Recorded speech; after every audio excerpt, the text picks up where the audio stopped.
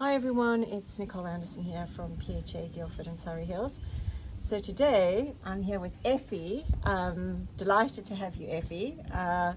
We're going to have a really fascinating interview. So Evphi is yet another precious resource in our hub. Evphi has had a very long career in the NHS, but is, as you'll see very soon, a real interesting blend to bring.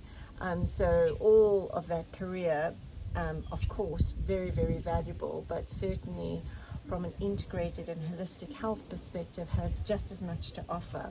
So welcome, Evphi. Thank you, Nicole. Lovely to have you. So why don't you give our viewers a little bit of your background, your personal journey? Okay, well, it all started when I was in my early 20s, a young mum, and my eldest child got an ear infection, and then it went to his chest, and then it went back to his ears, and he was about to have his third lot of antibiotics, and I was getting really worried because I thought if he's having this many antibiotics now, they may not work for him later. And thankfully I had a very enlightened health visitor, and she told me about Dr. Lockie, the homeopath, who literally lived up the road. So I went to see him with my son, and he looked into my son's ears and said, "Oh, I don't know if homeopathy is going to work, they're so bad." But 2 days later, it was like a miracle, and he was completely cured. And that was my journey using natural therapies, really. Wow. I got really into homeopathy, used it lots for the family with guidance. I looked at becoming a herbalist, but at the time I couldn't afford the courses, and also having 2 young children then, I wasn't very disciplined at studying, and I started doing care work to earn a bit of money. And at one point my mum turned around and said, "Have you ever thought of doing this properly?" And she actually supported me with the children to then go and do my nurse training. So I did my nurse training. I ended up on a medical ward. I felt that was probably the best place to get the most experience, but I hated it. I knew from the very start that I needed to be in the community. I didn't like the speed at which people were coming in and out like a production line. I like to get to know people and to know whether they look well or not. So I lasted about 7 months in hospital, and then I managed to find a job as a community staff nurse. Did that for 3 years, and then they sponsored me to do my district nurse training. So I was then a district nurse in the days, and when I had my third child, I then moved on to doing district nurse nights. And along the line they decided to reduce the service, and I was redeployed as a Parkinsons nurse specialist, thrown in at the deep end with very minimal training, and I had a friend from the night service who was also redeployed because the Parkinson's nurses in situ were about to retire, and I think they were panicking how the service was going to be covered. So we became Parkinson's nurses, and we did a Parkinson's Masters from Leeds Metropolitan University, or Leeds Beckett as it is now. And I got so embroiled with the allopathic mode of working that my natural therapies kind of took a back step. But eventually, people started coming in to see me with anxiety and with urine infections and with other problems, and slowly I started integrating what I had picked up along the way into my practice. So I was suggesting lavender oil for relaxing, for pain, things like arnica, rescue remedy for anxiety, homemade lemonade for urine infections and things like that. And much to my surprise, the people around me in the allopathic world have not actually challenged me on this. And I think they just accept that I'm a bit quirky. And as long as I'm not doing any harm to the patients, they think, well, yeah, that's fine, let's let her get on with it. In March, like many of the other healthcare professionals, March 2020? Yeah. Well, no, it was March 22 actually. Oh, when this they, year. Yeah, when Okay. they were bringing in the mandatory Yeah. vaccinations.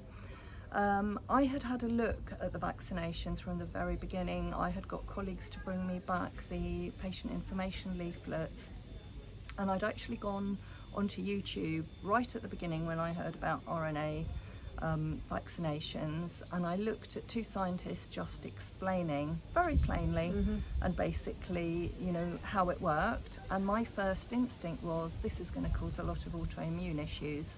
I already have autoimmune issues, Right. so I thought to myself, no, there's no way I'm having this. And I thought about having the AstraZeneca, but then someone brought a leaflet back which said about fetal cells being included in it. And I thought, it was written as HEK cells, and I thought, what the heck are HEK cells? And it was human embryonic kidney cells, and I thought, well, no, this goes against my basic religious beliefs, so that wasn't any good. And I basically decided that I wasn't going to have a vaccination. And obviously it was a game of chicken, really, Sure. To see whether we would have it or not. And a very good friend of mine, who's actually godmother to my youngest child, contacted me, and she said, I know you're having a lot of problems. Somebody sent me an email about this organisation that's just starting up. Right. So I joined this WhatsApp group, and on the day I joined it, there were about 5 people online. And I gradually saw it blossom and blossom and blossom until there were hundreds of members, and it's now turned into the People's Health Alliance. Wow. And it was just a really exciting time, because I felt that, as one door was closing, another door might open. Yes. Well, in the end, they retracted the mandatory vaccinations. So I kept my job, which obviously from a financial aspect I was quite pleased about. But I have remained within the People's Health Alliance because I found it so wonderful to be surrounded by like-minded people, and not only that, because it brings together ordinary doctors and nurses and physios and occupational therapists, but also all the natural therapists as well.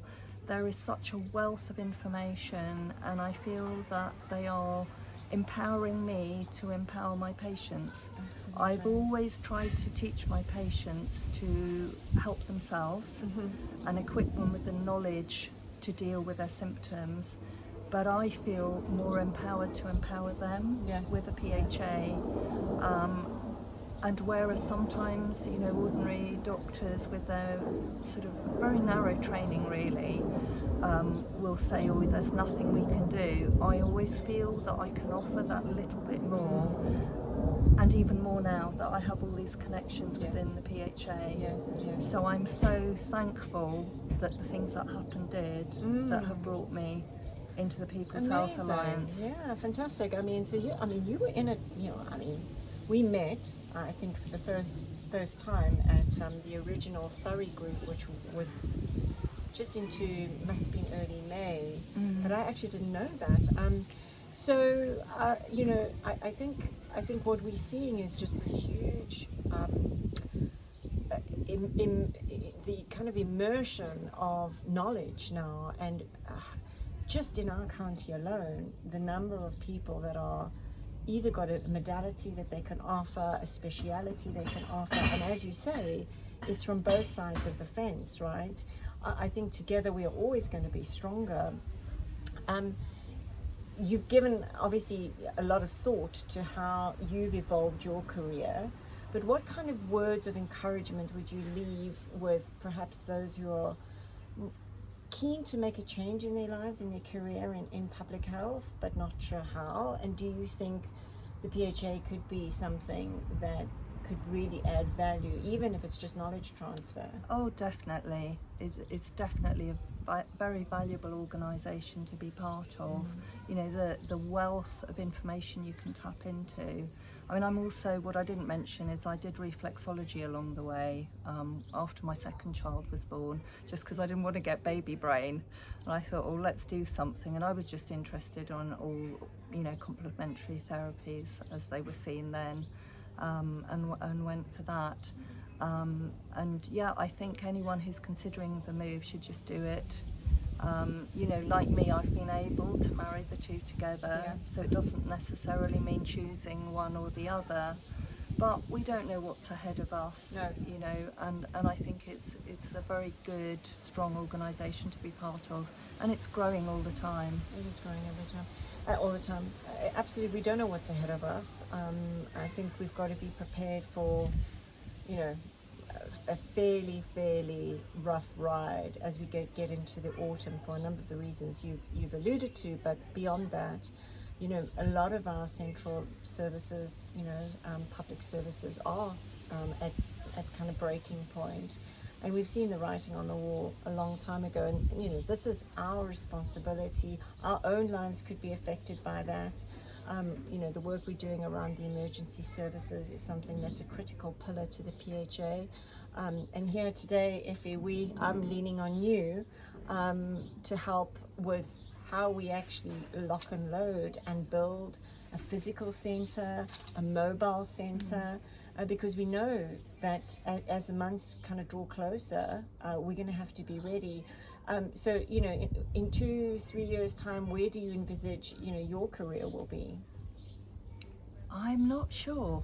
I'm waiting for that journey to be revealed. Perfect, yeah. I'm very calm about things. I'm not panicking. I don't know whether the NHS will bring back mandatory vaccinations as they, you know, report that COVID cases go up. I know in my own mind that it's not, I will never have a COVID vaccination. You know, I'm coming up to retirement age, so, you know, if I can hang on in there for the next 3 years, then fine, but maybe things will happen quicker and that won't be my path. I just, you know, have this faith, really, Yes. that things will turn out the way they're meant to be.